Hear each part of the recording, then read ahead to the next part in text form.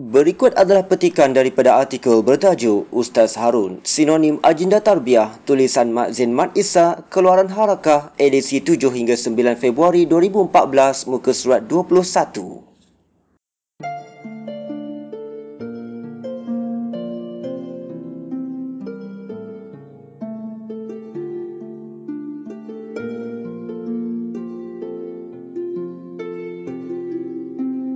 Penglibatan almarhum Datuk Ustaz Harun Taib dalam hierarki parti secara lebih serius disedari bermula hanya selepas kejayaan beliau menawan kerusi Dewan Undangan Negeri Manir pada pilihan raya umum 1982. Orang yang bertanggungjawab memperkenalkan beliau ke dalam organisasi PAS ialah tidak lain daripada sahabat karibnya, Tuan Guru Abdul Hadi Awang.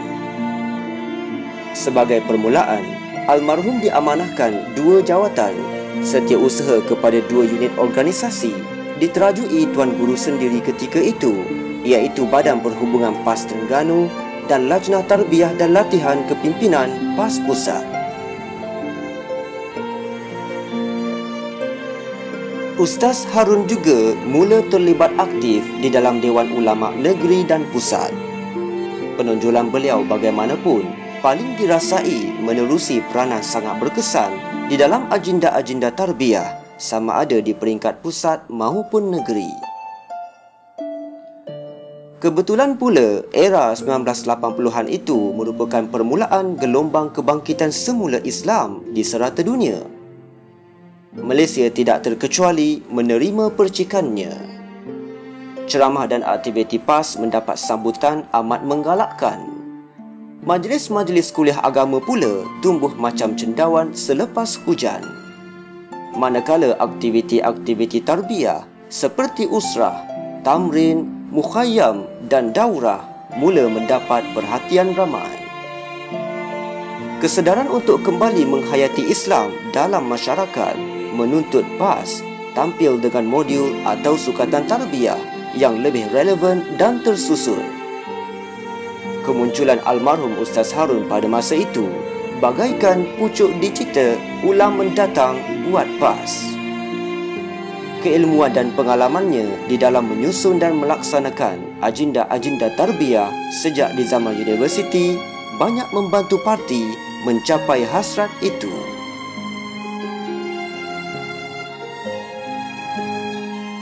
Selain itu, Ustaz Harun juga dianggap pelopor idea pendidikan berinstitusi secara tersusun di dalam PAS.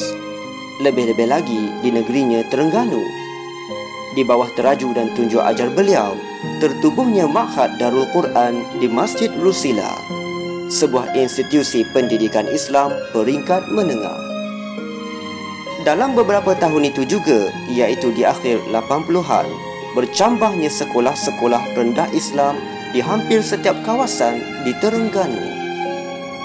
Ia bermula dengan penubuhan Madrasah Ibtidaiyah Darut Taqwa di Pekanbatu Enam, disusuli Darussalam di Losong dan Darul Ihsan di Kubang Lembik. Walaupun ketiga-tiganya ini terletak di daerah Kuala Terengganu, institusi berkenaan sebenarnya di bawah pengurusan 3 kawasan parlimen yang berbeza, iaitu masing-masing di Kuala Nerus, Kuala Terengganu dan Hulu Terengganu. Di Kemaman turut diwujudkan Darut Taqwa, manakala di Besut ditubuhkan Darul Islah. Kesemua madrasah ini dinaungi Dewan Ulama PAS Negeri Terengganu. Dan terbaru ialah penubuhan Madrasah Darul Iman di Marang.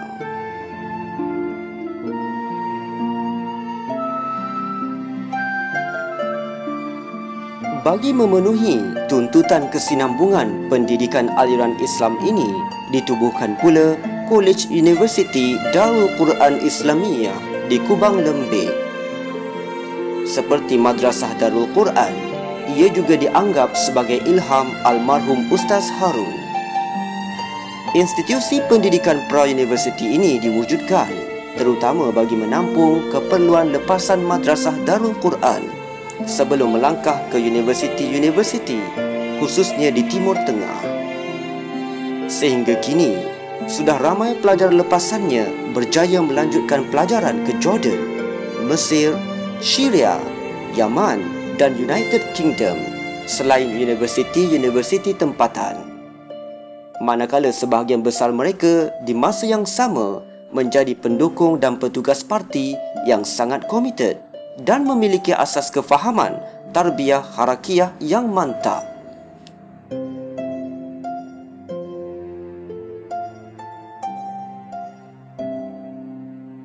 Menurut seorang ahli perniagaan, Zakaria Muhammad 51 tahun, itulah teras utama yang sering ditekan oleh almarhum di dalam tarbiyahnya kepada kami, bahawa anak-anak didiknya mesti menjadi pendukung dan petugas parti yang iltizam.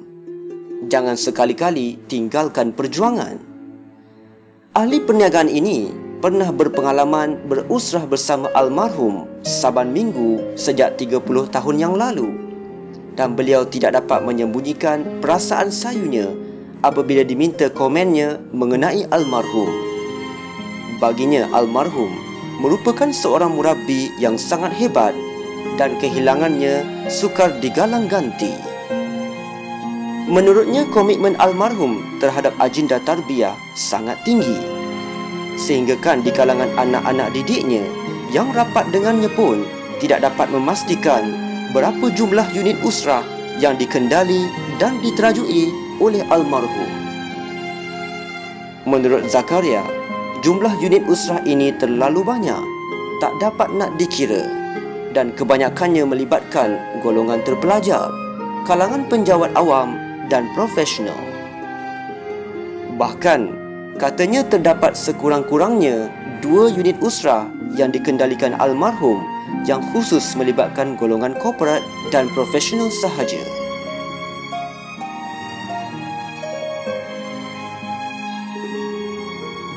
Idea tarbiyah nizamiyah ini telah dilaksanakan dengan jayanya di Terengganu dan ia turut dikembangkan ke peringkat pusat. Di bawah Lajnah Tarbiyah PAS Pusat, ditubuhkan Institut Latihan Kepimpinan dan Perkadiran Dakwah Islamiyah, iaitu singkatannya Ilham, pada tahun 1994. Nama almarhum Ustaz Harun terpampang sebagai penaung Lembaga Pengarah Ilham. Penubuhan Kolej Universiti Islam Zulkifli Muhammad atau singkatannya QUISM di Taman Melewar, Kuala Lumpur beberapa tahun yang lalu juga dikatakan turut memanfaatkan pandangan dan peranan yang tidak sedikit pun oleh almarhum Ustaz Harun. Pendek kata, seluruh hidupnya diwakafkan kepada perjuangan ini dan amat sinonim dengan agenda-agenda mentarbiyah dan membentuk pribadi pejuang Islam yang tulen di dalam parti ini. Akhir sekali, sekalung Al-Fatihah buat almarhum.